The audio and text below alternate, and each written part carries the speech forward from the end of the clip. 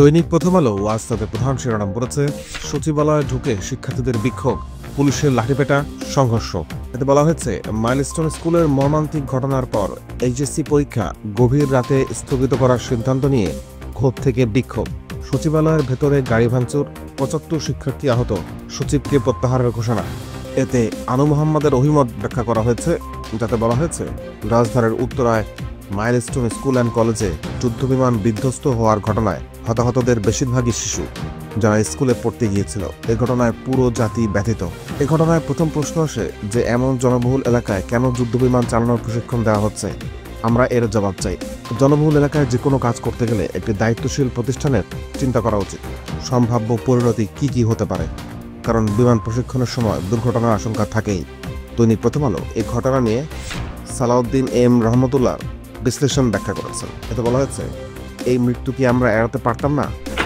দৈনিক সমকাল আজ তাদের প্রধান শিরোনাম করেছে, মৃত্যু বেড়ে ৩১, আশঙ্কাজনক ২০। উত্তরায় স্কুলে বিমান বিধ্বস্ত, আহত ও দগ্ধ ১৬৫ জন। বার্ন ইনস্টিটিউটে ভর্তি ৪৬ জন। মৃত ৬ জনের পরিচয় মেলেনি। সিঙ্গাপুর থেকে বিশেষজ্ঞ চিকিৎসক ও ২ নার্স আসছেন। দৈনিক সমকাল ডাক্তার মেঘলা সরকারের একটি পরামর্শ ছাপিয়েছে, শিশুদের নানা কাজে সক্রিয় রেখে স্বাভাবিক করার চেষ্টা করুন। প্রশিক্ষণ বিমান দুর্ঘটনায় এত শিশুর জীবন চলে গেল। এমন ঘটনা আমাদের জীবনের উপর এক ধরনের চাপ তৈরি করে। এই ঘটনার পর আমরা সবাই বিষণ্ণতার মধ্য দিয়ে যাচ্ছি। অনেকের ঘুম হচ্ছে না। এমন দুর্ঘটনার পর এরকম একটা প্রতিক্রিয়া হওয়া স্বাভাবিক। মৃত্যুভীতি হচ্ছে সবচেয়ে বড় ভয়। আমরা এই ভয়কে অবচেতনভাবে সাধারণত আড়ালে রাখি, কিন্তু এমন মর্মান্তিক দুর্ঘটনা ঘটলে আমাদের মধ্যে চেপে রাখা মৃত্যু ভয়টা সামনে চলে আসে। বারবার মৃত্যুর কথা মনে হতে থাকে। ফলে অনেকের প্যানিক অ্যাটাক, অ্যাংজাইটি বা ডিপ্রেশন হয়। এসব ক্ষেত্রে করণীয় হচ্ছে দুর্ঘটনার তথ্য বা ছবি নিয়ে বেশি ঘাটাঘাটি না করা, বিশেষ করে শিশুদের সামনে এসব না আনা। দৈনিক কালের কণ্ঠ ওয়াজ তাদের প্রধান শিরোনাম করেছে, স্কুলে পোড়া গন্ধ, বার্নে জীবনযুদ্ধ, অনেকে আশঙ্কাজনক, বিভিন্ন স্থানে শিক্ষার্থীদের বিক্ষোভ। শিক্ষা উপদেষ্টা সচিবের পদত্যাগ দাবিতে সচিবালয়ের রণক্ষেত্র। এতে বলা হয়েছে, শিক্ষা সচিব প্রত্যাহার, ১৫টি গাড়ি ভাঙচুর, পরিস্থিতি নিয়ন্ত্রণে পুলিশ লাঠিপেটা, টিয়ারশেল ও সাউন্ড গ্রেনেড নিক্ষেপ করে। ৬৬ শিক্ষার্থী ঢামেক হাসপাতালে। বিভিন্ন স্থানে শিক্ষার্থীদের বিক্ষোভ। দৈনিক কালের কণ্ঠ এ ঘটনা নিয়ে আরেকটি শিরোনাম চেপেছে, আহতদের সুচিকিৎসার জন্য যা যা দরকার তাই করা হবে।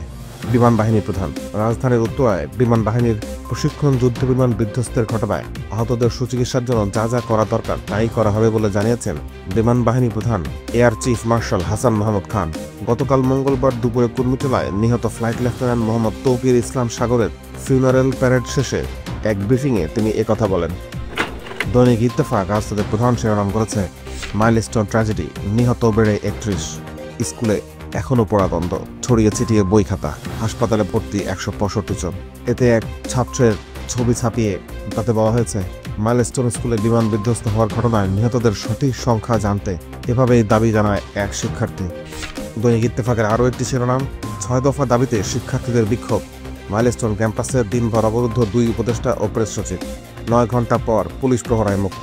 এতে বলা হয়েছে, প্রায় ৯ ঘন্টা আটকে থাকার পর অবশেষে অবরুদ্ধ ২ উপদেষ্টা, প্রধান উপদেষ্টা, প্রেস সচিব এবং উপপ্রেস সচিব মাইলস্টোন স্কুল অ্যান্ড কলেজ থেকে উদ্ধার হয়েছেন। গতকাল মঙ্গলবার সন্ধ্যা ৭টা ৪০ মিনিটে তারা কলেজের ৫ নম্বর ভবন থেকে বের হয়ে যান। এরপর তারা গাড়িতে উঠে চলে যান।